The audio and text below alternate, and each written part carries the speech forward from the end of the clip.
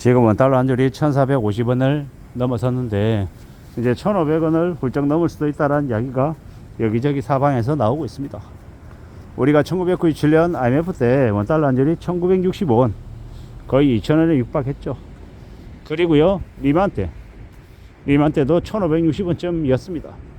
그리고 이제 그 이후에 가장 높은 수치인 1,450원을 돌파한 게 이번이죠. 이렇게 원달러 환율이 고공행진하면 대기업들도 상황이 매우 안 좋습니다.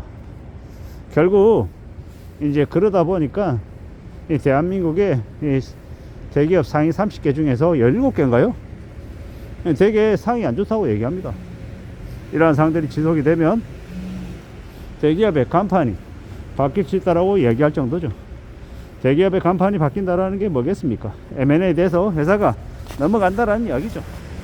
그렇게 되면 그 안에 있는 직원들의 삶은요, 안정적이 되겠습니까? 아니면 불안해지겠습니까? 불안해질 수밖에 없다라는 겁니다. 이런 우려스러운 상황에 놓여 있는 게 사실입니다. 이런 시국에 보통의 사람들, 서민들이 어떻게 살겠습니까? 좀 더 정신 차리고 좀 더 염려하며 지내야 되겠다라는 생각이 더 많이 들죠. 막막하기도 하고 겁나기도 하고, 이런 험한 세상을, 험한 시대를 어떻게 살아가야 되나 라는 걱정도 되고요.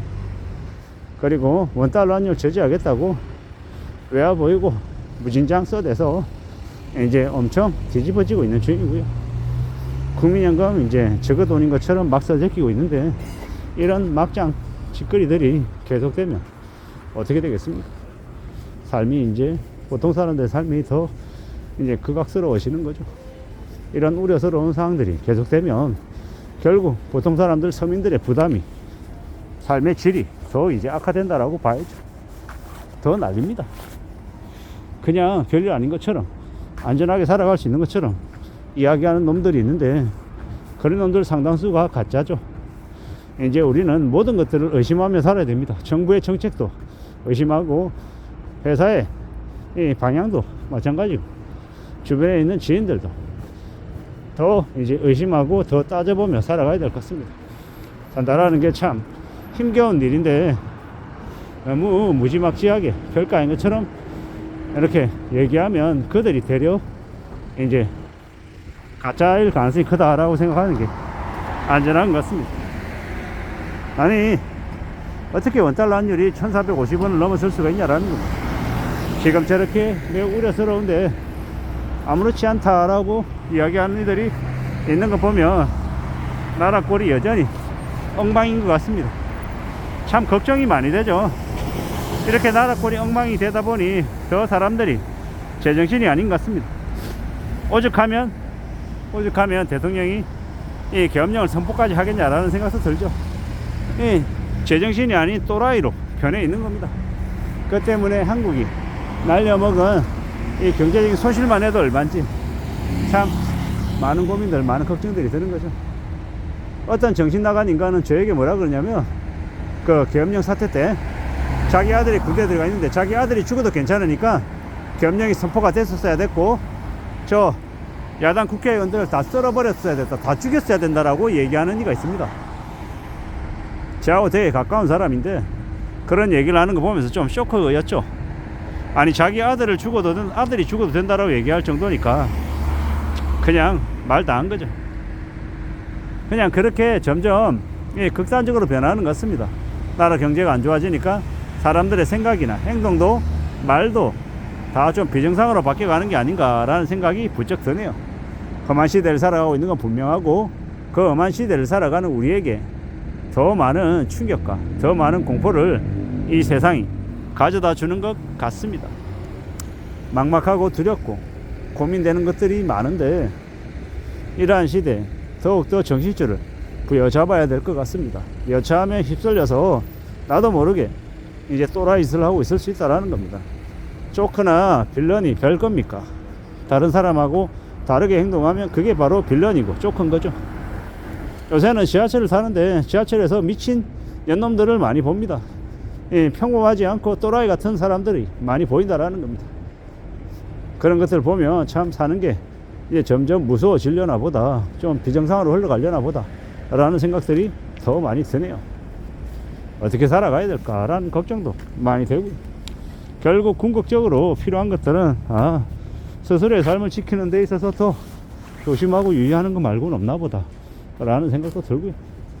좀 잘 생각하고 잘 궁리하며 지내는 것 말고는 별다른 도리가 없는 것 같습니다.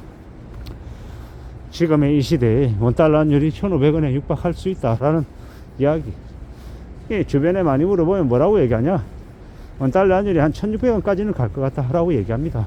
지금 트럼프 2기 정부 들어서서 트럼프가 관세 전쟁 이제 선포하고 두드려 대면 한국이라고 하는 나라에 더 큰 위기, 더 큰 어려움이 닥칠 수 있다라는 겁니다. 트럼프라고 하는 놈이 한국에 미군 주도 비용 관련해 가지고 뭐 300억 달러, 500억 달러 내놓으라고 지금 두드려대고 있는데, 머니 매신이라고 얘기하고 있는데, 이 동맹국들 팔 비틀어 가지고 자기만 잘 먹고 잘 살겠다라고 수작질 벌리는 게 트럼프 같습니다. 결국은요, 그 꼬라지 벌리면 이제 한국은 한국대로 트럼프, 미국 말고 다른 나라와 친하게 지내려고 애쓰겠죠. 안 그러면 못 먹고 사니까요. 이런 말도 안 되는 짓거리를 벌리는 트럼프를 보며 참 대한민국이라고 하는 나라가 2025년부터 2028년까지는 더욱 힘겹게 살아가 있구나 라는 생각이 들었습니다. 어떻게 하겠습니까?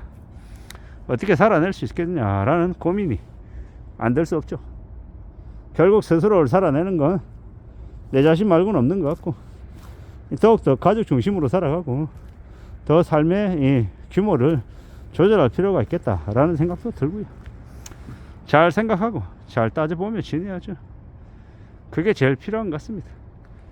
우직하게 살아가야 되고, 마음 굳게 먹어야 되고, 쉽지 않다, 만만하지 않다라고 생각하고 지내야 되고요. 잘 좀 살아가야 될 것 같습니다. 마음을 좀 굳게 먹어야 될 것 같고요.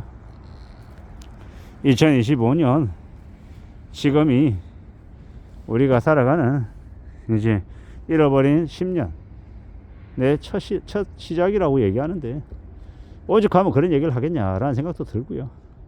나라가 망했다, 경제가 되게 안 좋다, 우려스럽다, 이런 얘기들이 사방에서 많이 들리니까 제가 하는 얘기조차도 지겨울 수도 있다는 것도 잘 알고 있습니다.